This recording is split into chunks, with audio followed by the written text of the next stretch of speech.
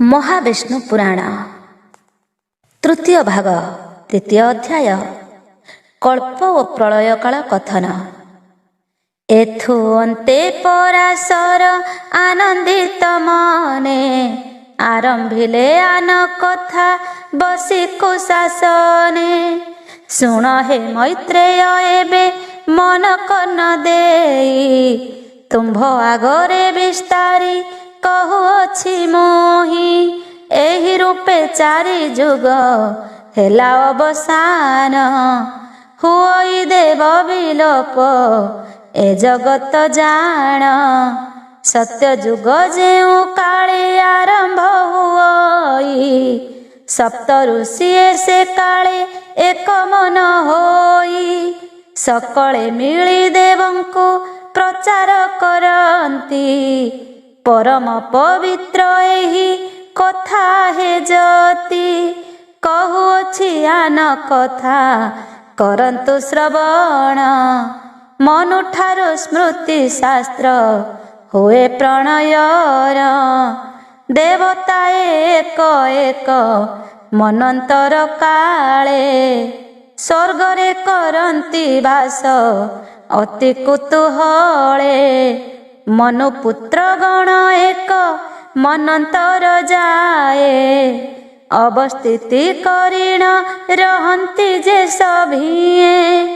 अकथन ताहांकर विक्रम विशाल धन्य सेहि मनुपुत्रे हे ऋषि दुलाल। मनुवंशरे जेतेक राजन हुअंती सेमाने सुखे पृथिवी पालन करंती। प्रत्येकटी मनंतरे मनु सप्त ऋषि देवगण देवराज सुखानंदे भासी। करंती जे अवस्थान सर्वक्षण जान मनुपुत्र वंशावली जेतेक राजन।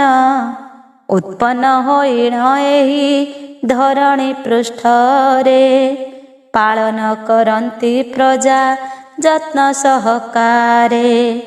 तदंते प्रलय प्राप्त होइटी जान ए प्रकारे मनंतर हुए सुघटन। एहि परकारे ऋषि 14 मनंतर 4000 जुग अटे गुरुतर। अतीब होइले पुणी हुए कल्प एक ए जेउ कल्पर कथा बुझ करी ठीक। दीनहीन क्षेत्रवासी कृष्ण पद ध्यायी गुरु शिष्यंक कथप कथन लेखई। सत्य त्रेता द्वापर ओ कଳି एहि चारि जुगे विष्णुଙ୍କ अवतार लीला वर्णन। एथु अन्ते मोद मने पराशर ऋषि कहन्ते से मैत्रेयंक आगे हसी हसी। ए अपूर्व समाचार शुण ऋषि वर जाहा श्रवणे घुंचई अज्ञान तिमिर। कहिली तो चतुर्दश मनु काल कथा सकल शुणिल तुम्भे आहे शुद्ध चेता। एबे शुण स्थिर मने सावधान होई कहिबई आन कथा तुम्भंको जे मुहि। 14 मनंतर जे अवसान काले 4 सहस्र जुग रात्र काल सुविशाले। महाजल धीरे ब्रह्म रूपी सनातन अनंत सज्जा उपरे करंती शयन। सर्वभूत आत्मा भगवान चक्रधर समस्ते भुवन करी कल्पांत संहार। शुद्धि मात्र आपणक मायार कारण अवस्थित करी सुखे रहंती से पूर्ण। तदंते कल्प आरंभे से ही दयामय ରଜଗୁଣକୁ ଆପଣେ କରିଣ ଆଶ୍ରୟ। ସମୁଦାୟ ସୃଷ୍ଟି ଭଲେ କରନ୍ତି ସୃଜନ। ସକଳ ସେହି ହରିଙ୍କ ଇଚ୍ଛାର ବିଧାନ। ଆବର କଥାଏ ଶୁଣ ହେ ଋଷି ପୁଙ୍ଗବ। ମନୁପୁତ୍ର ପୁତ୍ର ମୁନି ଗଣ ଇନ୍ଦ୍ରଦେବ। ଏମାନେ ବିଷ୍ଣୁ ଅଂଶରେ ଜନ୍ମ ଲାଭ କରି ପାଳନ୍ତି ଧରାକୁ ସୁଖେ ଦୁଷ୍ଟକୁ ସଂହାରି। ସତ୍ୟ ଯୁଗେ ସେହି ହରି ଆପଣା ଇଚ୍ଛାରେ କପିଳାଦି ନାନା ରୂପେ ଜନ୍ମି ଧରା ପରେ। ସତ୍ୟ ଯେ ନିର୍ମଳ ଜ୍ଞାନ ଦିଅନ୍ତି ତା ଦାନ। ହରି ମୁଖ ବାକ୍ୟ ସାର ଅଟଇ ନିଦାନ। ତ୍ରେତୟା ଯୁଗରେ ଚକ୍ରବର୍ତ୍ତୀ ରୂପେ ହରି ହିତ ନିମନ୍ତରେ ଧରା ପୃଷ୍ଠେ ଅବତରି। ଦୁଷ୍ଟ ପ୍ରତି ଯେଉଁ ପରି ଦଣ୍ଡର ବିଧାନ ତାହା ହିଁ କରି ଶ୍ରୀ ହରି ହନ୍ତି ହର୍ଷମନ। ବେଦ ବ୍ୟାସ ରୂପ ଧରି ଦ୍ୱାପର ଯୁଗରେ ଜନ୍ମ ହୋଇଲେ ମୁରାରି ଅବନୀ ପୃଷ୍ଠରେ। ସୁନିର୍ମଳ ବେଦକୁ ଯେ ଚାରି ଭାଗ କରି ବିଶ୍ୱେ ପ୍ରଚାରି ଆନନ୍ଦ ଲଭନ୍ତି ସେ ହରି। ତଦନ୍ତେ କରନ୍ତି ସତ ଭାଗେ ବିଭାଜନ। ଉପରେ ଅନେକ ଭାଗ ନ ହୁଏ କଳନ। ପୁଣି କଳି ଶେଷେ କଳ୍କି ରୂପେ ଆଦି ମୂଳ।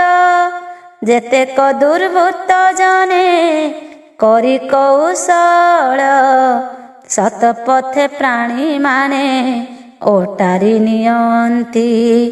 ଦୁଷ୍ଟଙ୍କୁ ବିନାଶୀ ସାଧୁ ମାନଙ୍କୁ ପାଳନ୍ତି। ଏହି ରୂପେ ଶ୍ରୀ ହରିଙ୍କ ଲୀଳା ବିବରଣ କେବା ଏକ ମୁଖେ କରି ପାରିବ ବର୍ଣ୍ଣନ। ସେହି ଯେ ଅନନ୍ତ ରୂପୀ ଦେବ ଚକ୍ରଧର କରତା ଅଟନ୍ତି ସୃଷ୍ଟି ସ୍ଥିତି ପ୍ରଳୟର। ସେ ଏକା କରନ୍ତି ସର୍ବ ସୃଷ୍ଟିକୁ ନିର୍ମାଣ। ସେ ଏକା ପାଳନ୍ତି ଜଗତର ପ୍ରାଣୀଗଣ। ସେହି ଏକା ଅନ୍ତିମରେ ବିଶ୍ୱ ସମୁଦାୟ ସଂହାରି ସନ୍ତୁଷ୍ଟ ହୋଇ ପ୍ରଭୁ ଦୟାମୟ। ଯେତେ ଦେଖ ଏ ସଂସାରେ आहे ତପି ସାଇ। ସେହି ବିଷ୍ଣୁ ବିନୁ ଆଉ ଅନ୍ୟ କିଛି ନାହିଁ। ସେହି ବିଷ୍ଣୁ ଯେବେ ଯାହା କରନ୍ତି ଭିଆଣ କେବେ ହେ କେହି ନ କରି ପାରେ ତାହାନ। ଲୀଳାମୟ ଦୟାମୟ ଇଚ୍ଛାମୟ ସେହି ମାୟାମୟ ସର୍ବମୟ ଭକ୍ତ ଭାବ ଗ୍ରାହୀ। ସେହି ଶ୍ରୀହରିଙ୍କ ପାଦ ପଦ୍ମ କରି ଧ୍ୟାନ। ଲେଖେ ବିଷ୍ଣୁ ପୁରାଣ ଏ କ୍ଷେତ୍ର ମୋହନ। आहे ବିଷ୍ଣୁ ଭକ୍ତ ଜନେ ଦୋଷ କ୍ଷମା କର। ତୁମ୍ଭ ଚରଣେ ଶରଣ ଅଟେ କ୍ଷେତ୍ର ଛାର। इति श्री महाविष्णु पुराणे तृतीय खंडे साबरनादि मन्वंतर कथने कल्प परिमाण वर्णने नाम द्वितीय अध्याय।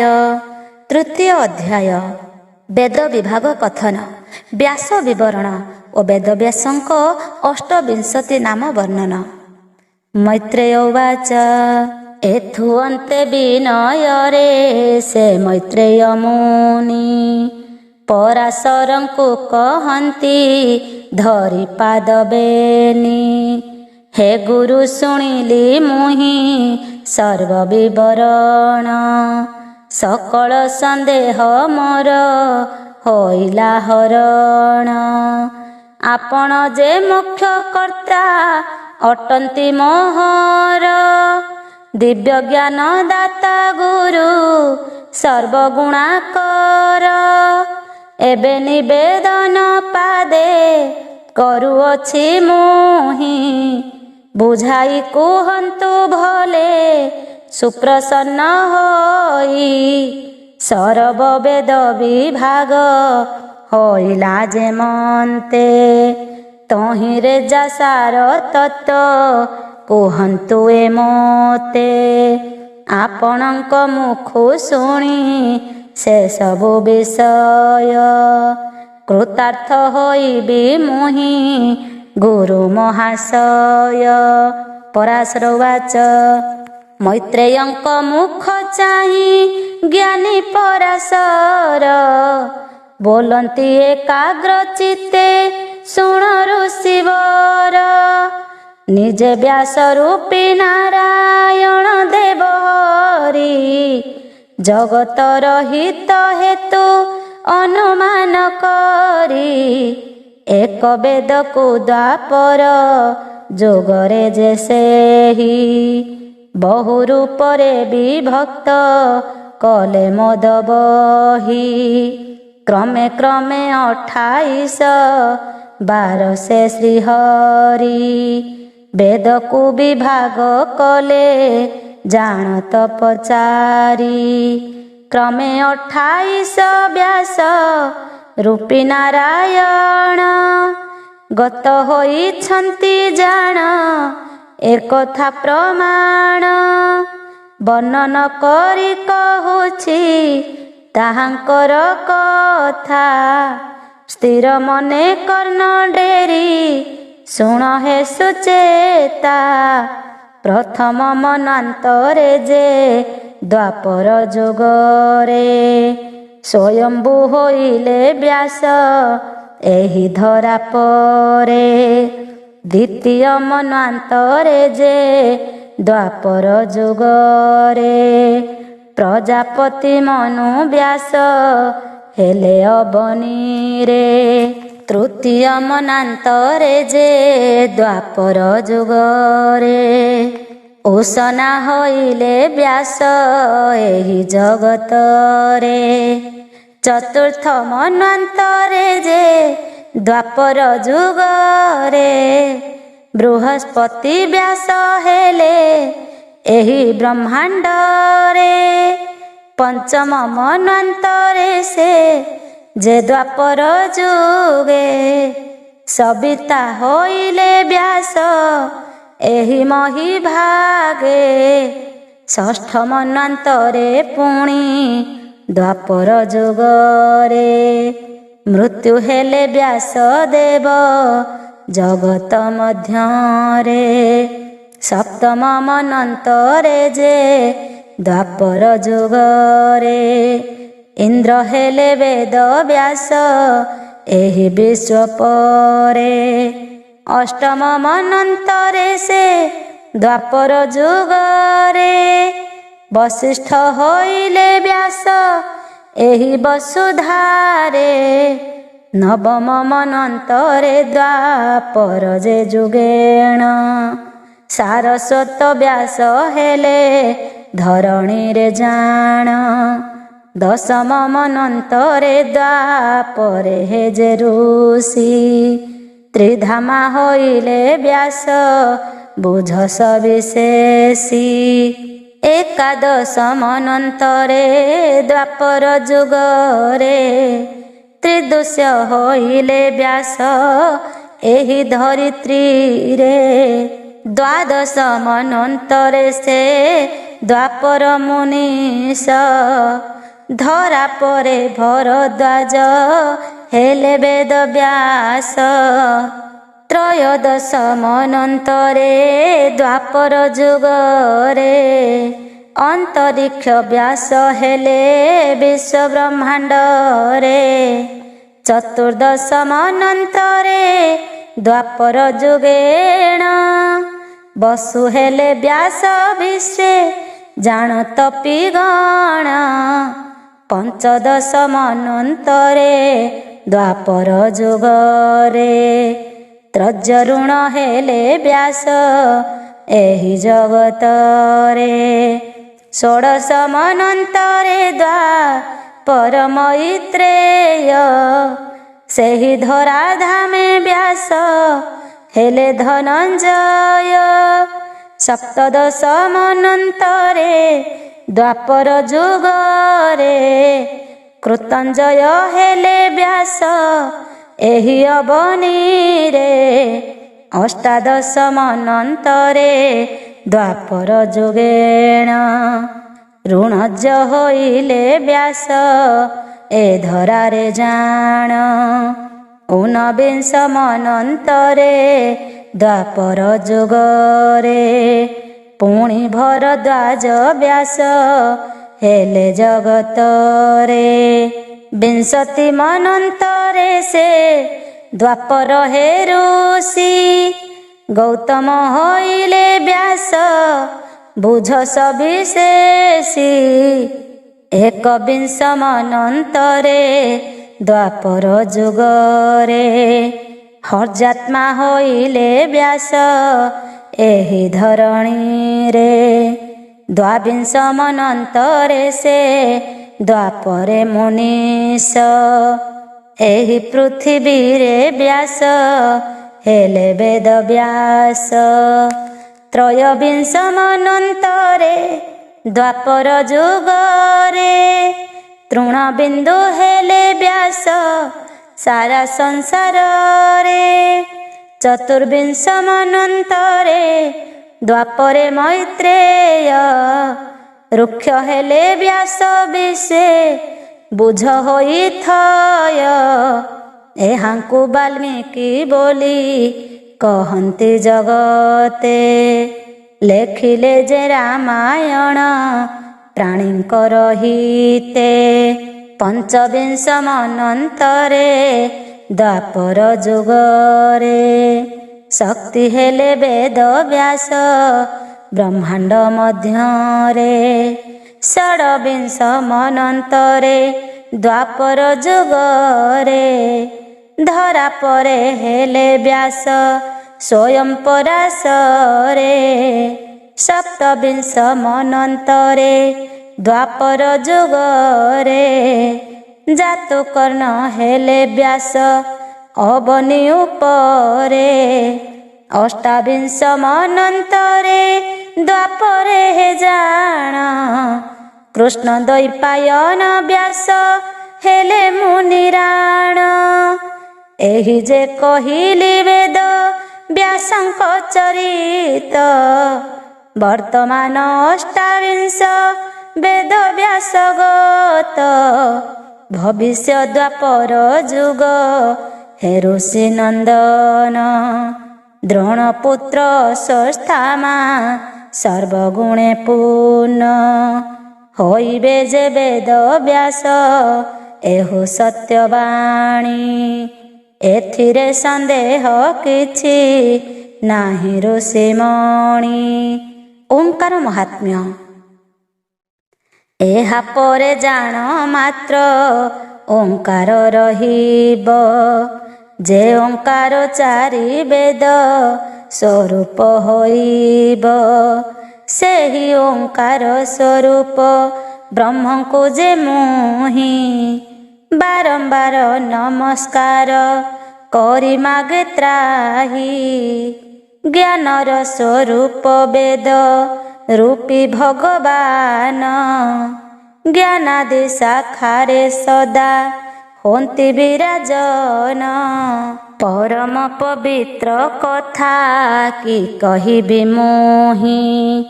ଏଥିରୁ ହିଁ ମହାଜ୍ଞାନ ସଞ୍ଚାର ହୋଇ।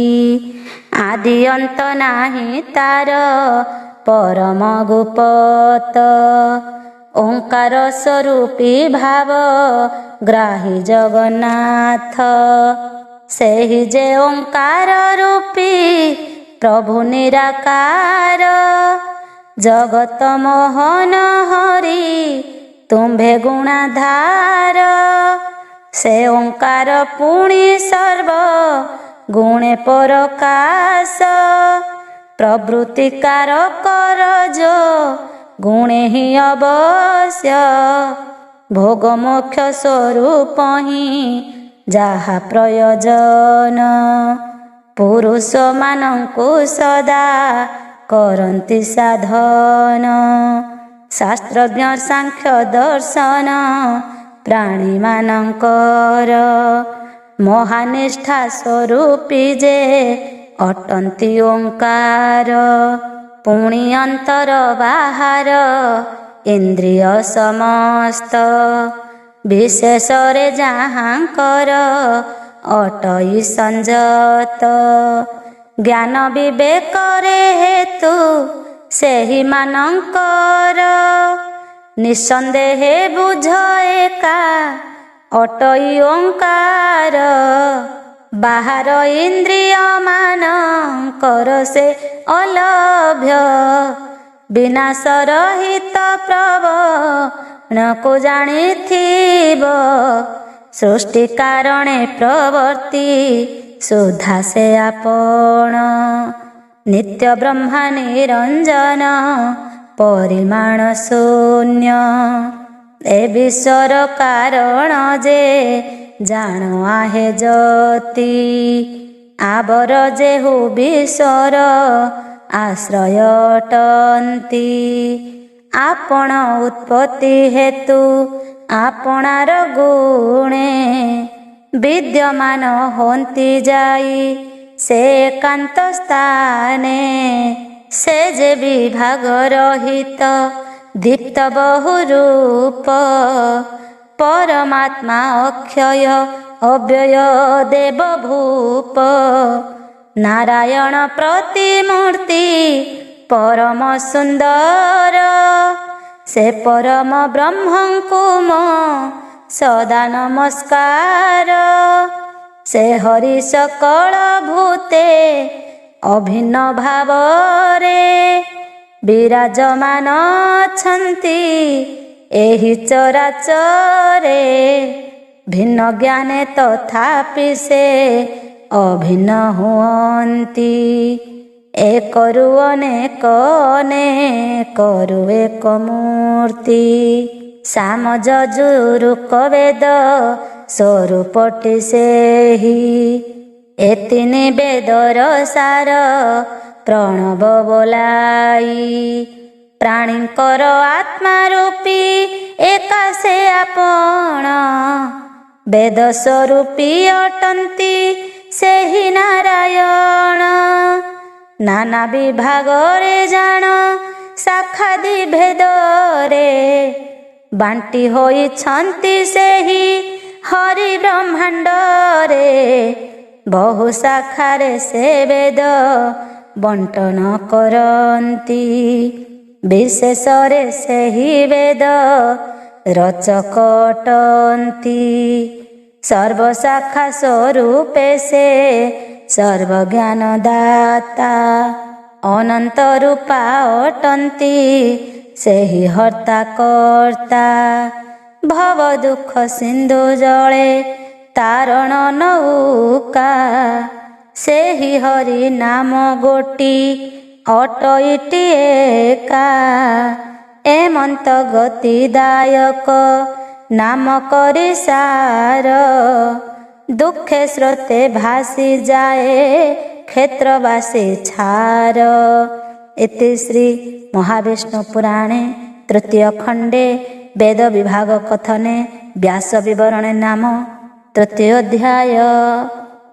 ଚତୁର୍ଥ ଅଧ୍ୟାୟ କୃଷ୍ଣ ଦ୍ୱୈପାୟନ ମହାତ୍ମ୍ୟ କଥନ ଓ ବେଦ ବିଭାଗ ବର୍ଣ୍ଣନ ଏବଂ ଶିଷ୍ୟଙ୍କ ପ୍ରତି ବେଦ ଅଧ୍ୟୟନ ବୃତ୍ତାନ୍ତ।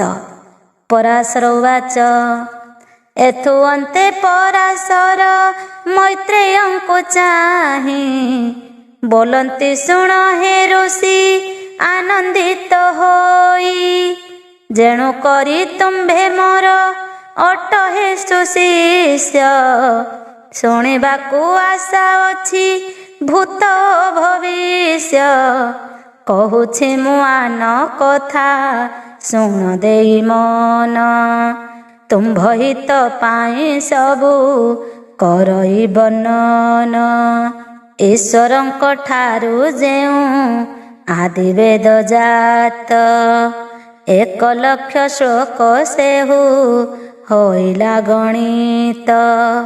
4 ଭାଗରେ ଯେ ତାହା ବିଭକ୍ତ ହୋଇଲା, ଏ ଭୁବନେ 4 ଗୋଟି ନାମକୁ ବହିଲା।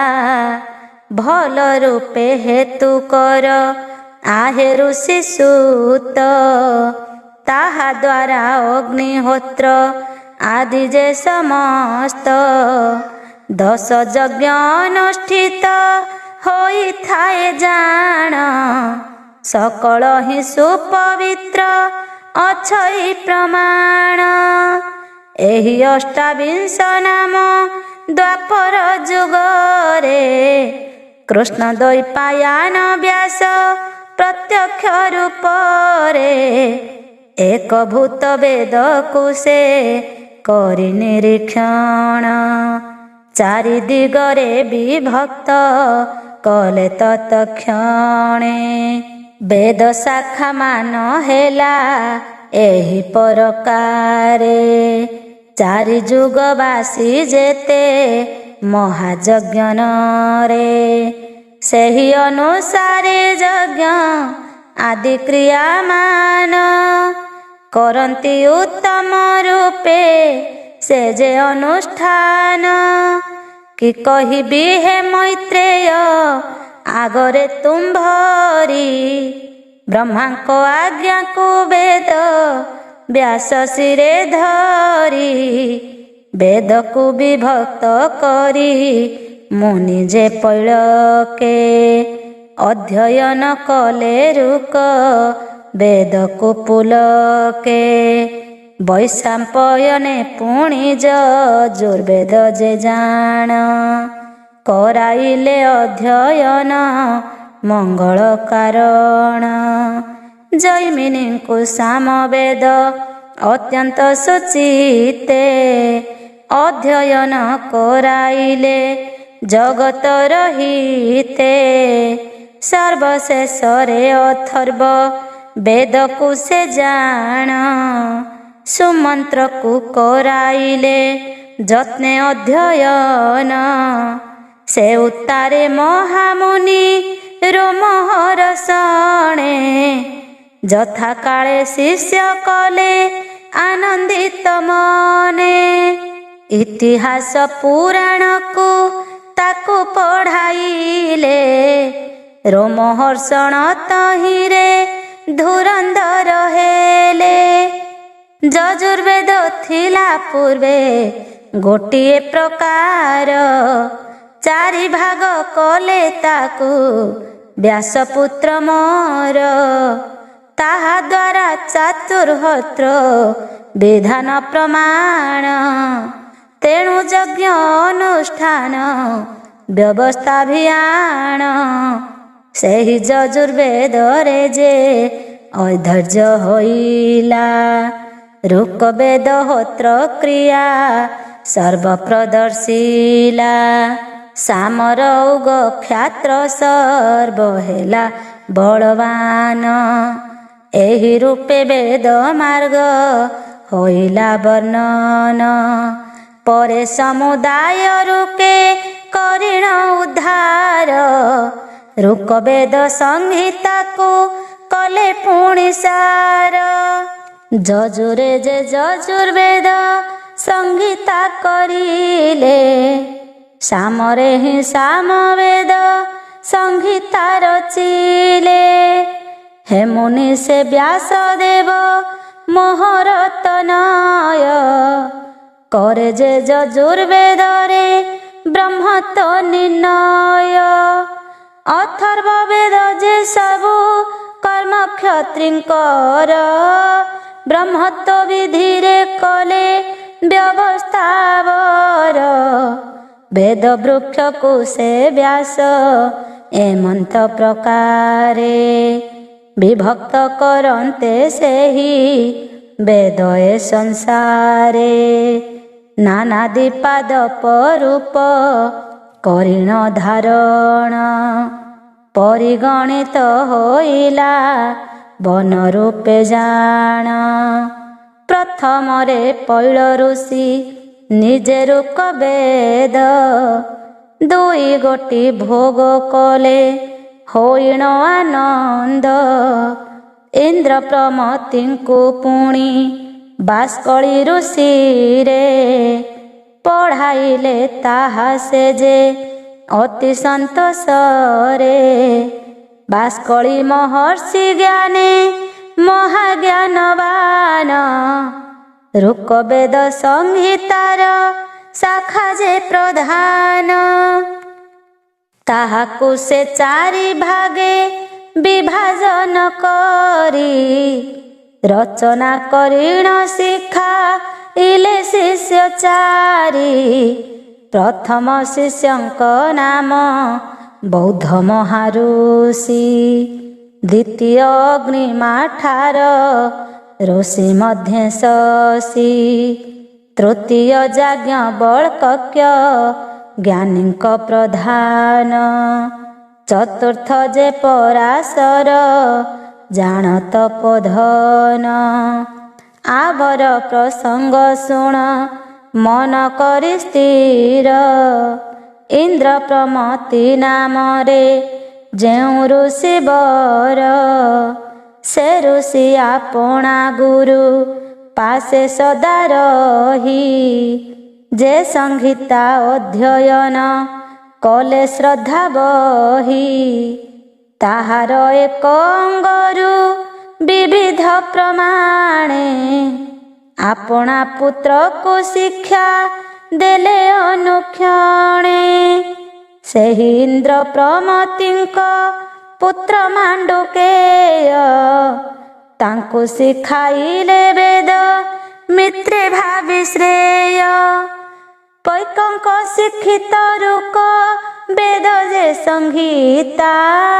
କ୍ରମାଂଶେ ଶିଷ୍ୟ ପ୍ରଶିଷ୍ୟ ଅସଂଖ୍ୟ ଗଣିତା, ପରମ ଯତନେ ସମସ୍ତଙ୍କୁ ଶିଖାଇଲେ। ତାହା ଅଧ୍ୟୟନେ ସର୍ବେ ବିଜ୍ଞ ଯେ ହୋଇଲେ, ବେଦ ମିତ୍ର ଆପଣ ଅଧିକ ସଂହିତାକୁ।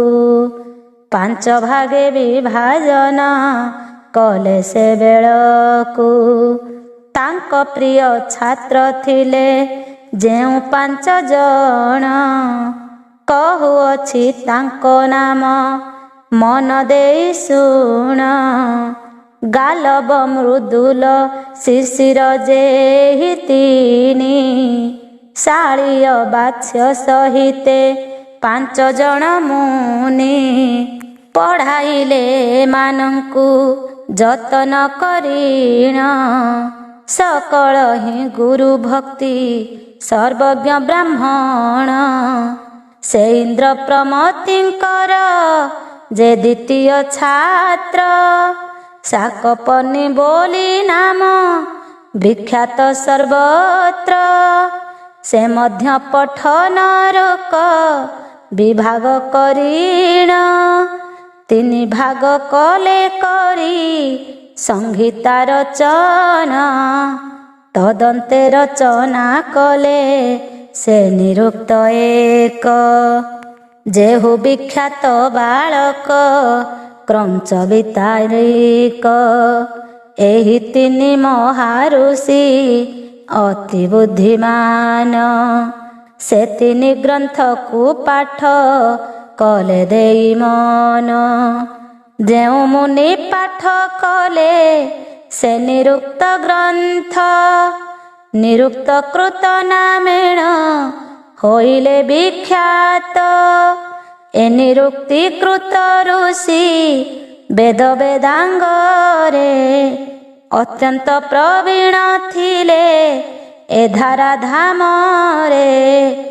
ଏପରି ବେଦ ବୃକ୍ଷର ସକଳ ଶାଖାରୁ, ଅନୁଶାଖା ମାନ ଜାତ ହେଲେ ତାହାଠାରୁ।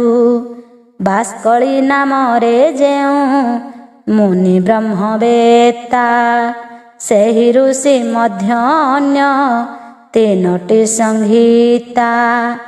ରଚନା କଲେ ସେ ମନେ गुरु भक्ति घेनी कथ जब कालायनी गार्ग्य एहि तीनी शिष्य भावे से संहिता पठन से कले सुप्रसन्न होई मुनि पाठ कराइले एपरि बहु महर्षि कर्तु कहे ऋषि नाना रूपे वेद संहि तादि परकाशी सेमाने धन बोलाई छन्ति ए जगते कहिलई हे मैत्रेय मुतुम्भ ग्रते माँ दुर्गा देवीଙ୍କ पाद कंद सदा ध्यान ए विष्णु पुराणे लेखे क्षेत्रवासी दीन इति श्री महाविष्णु पुराणे तृतीय खंडे कृष्ण द्वैपायन महात्म्य कथने वेद विभाग वर्णने नाम चतुर्थ अध्याय। पंचम अध्याय यजुर्वेद शाखा विभाग और ऋषि सभा वैशंपायनଙ୍କ प्रसंग वर्णन। पराशर उवाच कहन्ति जे पराशर आनंदित होई हे मैत्रेय शुण एबे मन कन देई वेद व्यासंकर शिष्य जे वैशंपायन से ऋषि अटन्ति जान अति ज्ञानवान यजुर्वेद को पढ़िले जतने से मुनि सेहि यजुर्वेद को से निज गुण घेनी भिन्न भिन्न 27 शाखा मनोहर रचना करिले बसी से ज्ञानी प्रवर प्रत्येक शिष्यंकु ताहा कले अध्ययन तांको शिष्य याज्ञवल्क्य ब्रह्मांक नंदन गुरुंक चरणे भक्ति करी अति तोषे शिक्षा लाभ कले रही ताहांकर बासे एथु मध्यान कथा शुण तपोधन महामेरु नामे एक स्थान सुशोभन से स्थाने सकल मुनि मिली एकत्र रे सभा एक कले तही मन आनंद रे केवल वैशंपायन मुनि महाशय जाई नथिले सभाकु जान हे मैत्रेय से पाप बंशु तांकर जाहा हेला शुण मुनि समाज नियम कलारु लंघन निजे भागी नेय बालकंक पदाघाते विनाश करिले निजे पुण्य अकस्माते पुण्य ब्रह्म सापे से जे होइन गमन शिष्य मानंकु करिले करि संबोधन ब्रह्म हत्या पाप नाश व्रत जेउ परी ताहा चरण करी कर मते पारी याज्ञवल्क्य महर्षि जेहि कथा शुणी अति विनय ताहांकु कहिले बाणी हे मुनि रहन्ति तहि जेतेक ब्राह्मण सकल सर्वदा तेजहीन बोली जान निष्ठा व्रत आचरणे हुए जेउ क्लेश न देई काहा उपरे आहे तो पईस मु एका करिबि सेहि व्रत अनुष्ठान मो प्रति करिबा हेउ एहि आज्ञा दान जेते बेले ही कथा याज्ञवल्क्य ऋषि गुरुंको आगे कहिले मधुर संभाषी ବୈଶମ୍ପାୟନ ଶୁଣି ଏପରି ବଚନ, ହୋଇଗଲେ ଏକାବେଳେ କ୍ରୋଧ ହୁତାସନ। ବୋଇଲେ ହେଁ ଯାଜ୍ଞବଲ୍କ୍ୟ ଯେଉଁ ଗରବରେ, ବ୍ରହ୍ମୋପମାନ ତୁମ୍ଭେ କର ମୋ ଆଗରେ। ସକଳ ବିପ୍ରଙ୍କୁ କୁହ ନିସ୍ତେଜ ଯେ ସନେ, ତୁମ୍ଭ ପରି ନରାଧାମ ଅଛି କେ ଭୁବନେ। ଏଣୁ ମୋହର ଆଦେଶ ଶୁଣ ଦେଇ ମନ, ମୋ ପାଶେ କରିଛ ଯାହା ବିଦ୍ୟା ଅଧ୍ୟୟନ। ସକଳ ଫେରାଇ ଦିଅ ମାନି ମୋର କଥା, ଗମନ କର ହେ ତୁମ୍ଭେ ଏଥୁ ଯାଅ ତଥା। ଏଭଳି ଶିଷ୍ୟରେ ମୋର ପ୍ରୟୋଜନ ନାହିଁ, ବର୍ଜନ କରି ତୁମ୍ଭଙ୍କୁ ଆଜିଠାରୁ ମୁହିଁ। ଏପରି ଯାଜ୍ଞବଲ୍କ୍ୟଙ୍କୁ ବୈଶମ୍ପାୟନ କହିଲେ ସେ ବିଶେଷରେ ହୋଇ କ୍ରୋଧମନ। ଶୁଣି ଯାଜ୍ଞବଲ୍କ୍ୟ ଋଷି କହିଲେ କତହିଁ, ତୁମ୍ଭ ପ୍ରତି ଭକ୍ତି ଅଛି ବୋଲି ହେ ଗୋସାଇଁ। ଏହିପରି ବାକ୍ୟ ମୁହିଁ କରିଛି ପ୍ରକାଶ, ତୁମ୍ଭ ଭଳି ଗୁରୁଙ୍କୁ ମୋ ନାହିଁ କିଛି ଆଶ। ତୁମ୍ଭ ଭଳି ଗୁରୁଙ୍କୁ ମୁଁ କେବେ ନଇଛଇ, ତୁମ୍ଭ କଥା ଶୁଣି ହୃଦ କମ୍ପିତ ହୁଅଇ। ତୁମ୍ଭ ଠାରୁ ଯା ପଢ଼ିଛି ଆହେ ମହାମନା, ଏବେ ତା ନିଅନ୍ତୁ କିଛି ନାହିଁ ମୋ ଶୋଚନା। ଏହିପରି ଗୁରୁ ଶିଷ୍ୟ କ୍ରୋଧ ଭର ହୋଇ, ପରସ୍ପର କଥା ମାନ ହେଲେ କୁହାକୁହି। ଶ୍ରୀ ଗୁରୁ କ୍ଷେତ୍ରବାସୀଙ୍କ ପଦ କରି ଧ୍ୟାନ, ତ୍ରାହି ମାଗୁଅଛି ଏହି ଯେ କ୍ଷେତ୍ର ମୋହନ। ଯାଜ୍ଞବଲ୍କ୍ୟ ଋଷି ଯଜୁର୍ବେଦ ଉଦଗିରଣେ 33 ଶାଖା। ପରାଶର ଉବାଚ ଯାଜ୍ଞବଲ୍କ୍ୟ ମହାଋଷି କହିଲେ ପରି, ସାକର ଯଜୁକୁ ପକାଇଲେ ସେ ଉଦ୍ଗାରି। ସେ ଯଜୁର୍ବେଦକୁ ସେହି କ୍ଷଣି ଯତ୍ନେ ନେଲେ, ଗୁରୁଙ୍କ ସନ୍ନିଧାନେ ତା ସମର୍ପଣ କଲେ। ରକ୍ତ ମିଶା ଯଜୁର୍ବେଦ ଉଦଗାର କରି, ମନ ଇଚ୍ଛା ଯଥା ତଥା ଗଲେ ସେ ବାହାରି। ଅନ୍ୟ ଶିଷ୍ୟଗଣ ଯେତେ ଥିଲେ ସେଠା ବର, ସକଳ ମହାପଣ୍ଡିତ ବ୍ରାହ୍ମଣ କୁମାର। ଯେଉଁ କାଳେ ସେହି ବେଦ ଉଦ୍ଗାରଣ ହେଲା, ତିତିରି ପକ୍ଷୀ ପରାଏ ତାହା ଦେଖାଗଲା। ସେହି ସକଳ ବ୍ରାହ୍ମଣେ ପରମ ସାଦରେ, ଗ୍ରହଣ କଲେ ତାହାକୁ ଅତି ଭକ୍ତି ଭରେ। ତେଣୁ ସେହି ଯଜୁର୍ବେଦ ଶାଖା ସମୁଦାୟ, ଖ୍ୟାତ ହେଲା ତୈତ୍ତିରୀୟ ନାମେ ହେ ମୈତ୍ରେୟ। ତେଣେ ଯାଇ ଯାଜ୍ଞବଲ୍କ୍ୟ ମୁନି ଗୁଣାଧାମ, ପାଇବାରେ ଯଜୁର୍ବେଦ ପୂର୍ଣ୍ଣ ମନସ୍କାମ। ମନ ନିବେଶିଣ ସୂର୍ଯ୍ୟ କରସ୍ତବ କଲେ, ସୂର୍ଯ୍ୟ ତାଙ୍କ ତପେ ମହା ସନ୍ତୁଷ୍ଟ ହୋଇଲେ। ବରଦାନ ମାନସରେ ତାଙ୍କ ସନ୍ନିଧାନେ, ଆଗମନ କଲେ ଅତି ସୁପ୍ରସନ୍ନ ମନେ।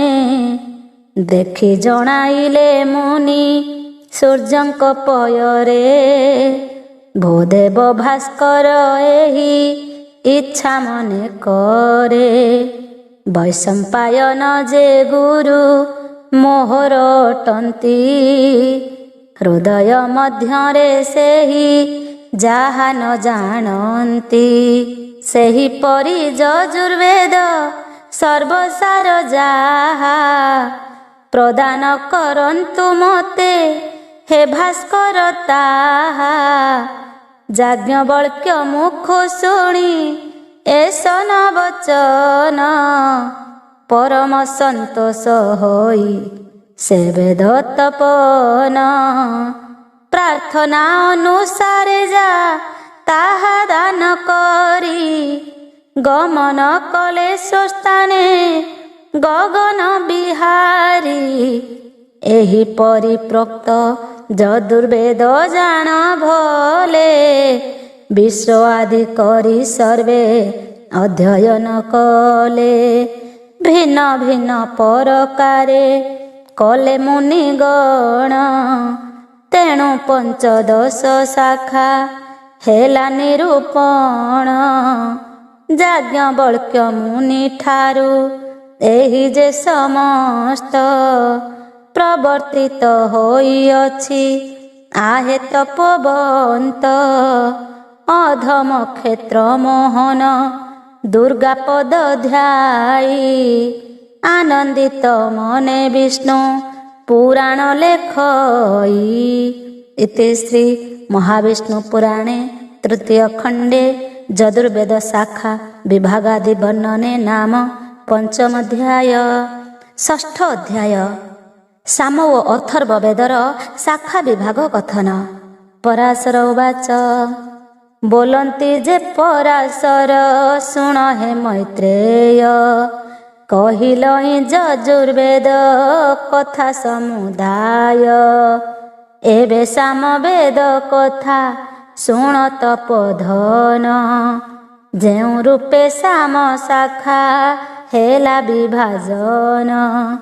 ବ୍ୟାସଦେବଙ୍କର ପୁତ୍ର ଜୈମିନୀ ଅଟନ୍ତି, ସାମବେଦ ଶାଖା ସେହୁ ପ୍ରକାଶୀ ଅଛନ୍ତି। ଜୈମିନୀ ମୁନିଙ୍କ ପୁତ୍ର ଯେ ସୁମନ୍ତ ଋଷି, ସୁମନ୍ତ ପୁତ୍ର ସୁକର୍ମା ପରମ ସନ୍ନ୍ୟାସୀ। ଏହି ମହର୍ଷି ଦୁହେଁ କଲେ ଅଧ୍ୟୟନ, ଜୈମିନୀଙ୍କ ଠାରୁ ସାମ ବେଦ ଶାଖା ଜାଣ। ସୁମନ୍ତ ସୁକର୍ମା ଏହି ପିତା ପୁତ୍ର ଭଲେ, ଏବେ ନିଶାଖାକୁ ସେହି ଶସ୍ତ୍ର ଭଳି କଲେ। ଭୋଗ କରିଥିଲେ ଯେ ସଂହିତାକାରରେ, ସୁକର୍ମାଙ୍କ ଶିଷ୍ୟ ବେନି ବୁଦ୍ଧି ଅନୁସାରେ। ପୌଷ୍ପଞ୍ଜି ହିରଣ୍ୟ ନାଭ ସେ ଦୁହିଁଙ୍କ ନାମ, ଅତ୍ୟନ୍ତ ସରଳ ସେହୁ ସର୍ବଗୁଣ ଧାମ। ଏ ସମୟେ ପରାଶରଙ୍କର ପଦେ ଆଦି, ପଡ଼ିଲେ ସେ ଦୁଇ ଜଣ ହୋଇ ମନେ ଖୁସି।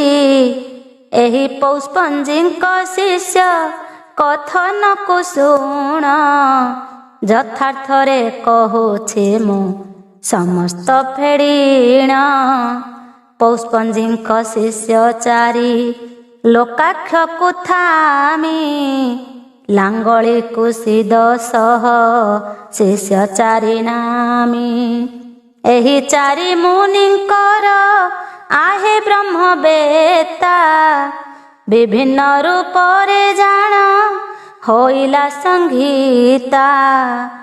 ଏହି ସାମବେଦ ନେଇ ଯତ୍ନ ସହକାରେ, ବିସ୍ତାର ବର୍ଣ୍ଣନ କଲେ ଅନେକ ଶ୍ରଦ୍ଧାରେ।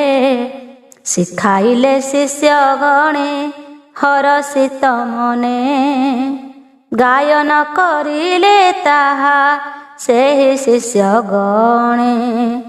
ଗାନ ମଧ୍ୟରେ ପ୍ରଧାନ ଅଟେ ସାମବେଦ, ଯହିଁ ସୁପ୍ରସନ୍ନ ହନ୍ତି ଶ୍ରୀହରି ଗୋବିନ୍ଦ। ସାମବେଦର ଯେ ଶାଖା ପ୍ରଶାଖା ହୋଇଛି। ସେହି ହରିଙ୍କ ମହାତ୍ମ୍ୟ ତହିଁରେ ରହିଛି। ଏହିପରି ପରାଶର ମୈତ୍ରେୟଙ୍କ ପାଶେ ବଖାଣିଲେ ସାମବେଦ କଥାକୁ ସନ୍ତୋଷେ। ରାଧାକୃଷ୍ଣଙ୍କ ଚରଣେ କରି ସଦା ଧ୍ୟାନ, ଏ ବିଷ୍ଣୁ ପୁରାଣ ଲେଖେ ଯେ କ୍ଷେତ୍ର ମୋହନ। ଅଥର୍ବ ବେଦର ଶାଖା ବିଭାଗ କଥନ। ପରାଶର ଉବାଚ ମୈତ୍ରେୟଙ୍କୁ ଚାହିଁ ପୁଣି ପରାଶର ଋଷି କହିଲେ ମୃଦୁ ମଧୁର ସ୍ୱରେ ସେ ଆଶ୍ୱାସୀ। ଶୁଣିଲେ ତ ସାମବେଦ କଥା ମୁନିଗଣ, ଆଉ ଯାହା ଜାଣିଅଛି କରୁଛି ବଖାଣ। ଏବେ ଅଥର୍ବ ବେଦର ଶାଖା ଯେ ସକଳ, କହିବଇ ତାହା ଶୁଣ ହୋଇ ସୁନିଶ୍ଚଳ। କନ୍ଧବ ନାମକ ଶିଷ୍ୟ ସୁମନ୍ତରେ ଥିଲେ, ଅଥର୍ବ ବେଦକୁ ସେହ୍ନେ ତାକୁ ପଢ଼ାଇଲେ। କନ୍ଧର୍ବ ସେହି ବେଦକୁ ବେନିଭାଗ କରି, ପଢ଼ାଇଲେ 1.5 ବର୍ଷ ପଥକୁ ଆଦରି। ଅଥର୍ବ ବେଦରେ ସେହୁ ହୋଇଲେ ନିପୁଣ, ବେନିଭାଗ ଆଦରି ସେ ଶିଷ୍ୟ ବେନି ଜଣ। ବେଦ ପାଠରେ ପରାଗ ହନ୍ତି ଶିଷ୍ୟ ଦୁଇ, ନିଜ ନିଜ ଶିଷ୍ୟଙ୍କୁ ସେ ପଢ଼ାଇଲେ ତହିଁ। ସୌକୟନୀ ବ୍ରହ୍ମବଳି ମୈଦ୍ଗ ଏହୁ ତିନି, ପିପଳାଦି ସହିତେ 4 ଶିଷ୍ୟ ମୁନି। ବେଦ ବିଦ୍ୟାରେ ଅଟନ୍ତି ଅତି ଧୁରନ୍ଧର, ଏକା ସେ ଉତ୍ତମ ଶିଷ୍ୟ ଦେବଦର୍ଶଙ୍କର। ପଥ୍ୟଙ୍କର ଶିଷ୍ୟ ନାମ ଶୁଣ ଋଷିଗଣ, ସୌନକ କୁମୁଦ ଆଉ ଜାଳଳି ଏ ତିନି। ସୌନକ ଯେ ଆପଣା ପଠିତ ସଂହିତାରେ, ବେନିଭାଗ କରିଣ ସେ ନିଜ କ୍ଷମତାରେ। ପରମ ଯତନେ ତାର ଗୋଟିଏ ଯେ ଶାଖା, ପ୍ରଭୁ ନାମେ ଶିଷ୍ୟ ଜଣେ କରାଇଲେ ଶିକ୍ଷା। ତାହା ପରେ ଅନ୍ୟ ଶାଖା ସୈନ୍ଧବାୟନରେ, ପଢ଼ାଇଲେ ମୁନିବର ଯତ୍ନ ସହକାରେ। ବରେ ସୈନ୍ଧ ମୁଞ୍ଜକେଶ ସଂହିତାକୁ ତୋଷେ, ପବିତ୍ରମୟ ଏ କଥା ରଖିଥାଅ ହର୍ଷେ। ନକ୍ଷତ୍ର ବେଦ ସଂହିତା ପରମ କାରଣ, ଶାନ୍ତି କଳ୍ପ ଅଙ୍ଗିରସ 5 ନିରୁକ୍ଷଣ। ବିକଳ୍ପ ନାମରେ ଅଟେ ସର୍ବାପେକ୍ଷା ଶେଷ, ଅଥର୍ବ ବେଦରେ ସେହି ଅଟଇ ଗରିଷ୍ଠ। ଏପରି କହିଲେ ମୈତ୍ରେୟଙ୍କୁ ପରାଶର, କହେ କ୍ଷେତ୍ରବାସୀ ଚିନ୍ତି ବିଷ୍ଣୁଙ୍କ ପୟର। ପୁରାଣମାନଙ୍କ ନାମ ଓ ଲକ୍ଷଣାଦି ବିଷୟ ବର୍ଣ୍ଣନ। ପରାଶର ଉବାଚ ବୋଲନ୍ତି ଯେ ପରାଶର, ଶୁଣ ହେ ମୈତ୍ରେୟ। ବିଷ୍ଣୁଙ୍କ ପୁରାଣ ଅଟେ ଅତି ମଧୁମୟ, ଅଷ୍ଟାଦଶ ପୁରାଣର ସାର ବିବରଣ। ପ୍ରକାଶ କରିବି ତୁମ୍ଭ ଆଗେ ମୁନିରାଣ, ସର୍ବପୁରାଣ ରଚନା ହେଲା ଯେ ପ୍ରକାର। ଆଖ୍ୟାନ ଉପାଖ୍ୟାନ ଯେ ବେଦବ୍ୟାସଙ୍କର, ଗାଥା କଳ୍ପ ଶୁଦ୍ଧ ସଙ୍ଗେ आहे ମହାମନା। ପୁରାଣ ସଂହିତା ମାନ କରିଣ ରଚନା ଶୂଦ୍ର ଜାତି ଲୋ ମହର୍ଷ ଶିଷ୍ୟଙ୍କୁ ତା ପୁଣି କରାଇଲେ ଅଧ୍ୟୟନ ବ୍ୟାସ ଗୁଣମଣି। ପୁତ୍ର ଠାରୁ ବଳି ତାଙ୍କୁ ଅତ୍ୟନ୍ତ ଯତନେ ପଢ଼ାନ୍ତି ସେ ମହାଋଷି ଆନନ୍ଦିତ ମନେ। ସେହି ବ୍ୟାସ ଋଷିଙ୍କର ଶିଷ୍ୟ 6 ଜଣ ଏ ମର୍ତ୍ତେ ପ୍ରକାଶ ତାଙ୍କ ସୁନାମ ସୁଗୁଣ। ସେମାନଙ୍କ ନାମ ଯାହା ହୋଇଛି ବିଖ୍ୟାତ ଏକ ଏକ କରି ଶୁଣ ଆହେ ଋଷି ସୁତ। ସାଂସ ପାୟନ ସୁମତି ଚର୍ଚ୍ଚା ଅଗ୍ନି ଋଷି ଆକୃତି ବ୍ରଣ ମିତ୍ରାୟୁ ସାବନୀ ତପସ୍ୱୀ। ଲୋମହର୍ଷଣଙ୍କ ଶିଷ୍ୟ ଏହି 6 ଜଣ ସାଂସ ପାୟନ କଶ୍ୟପ ଏହାଙ୍କ ମଧ୍ୟେଣ।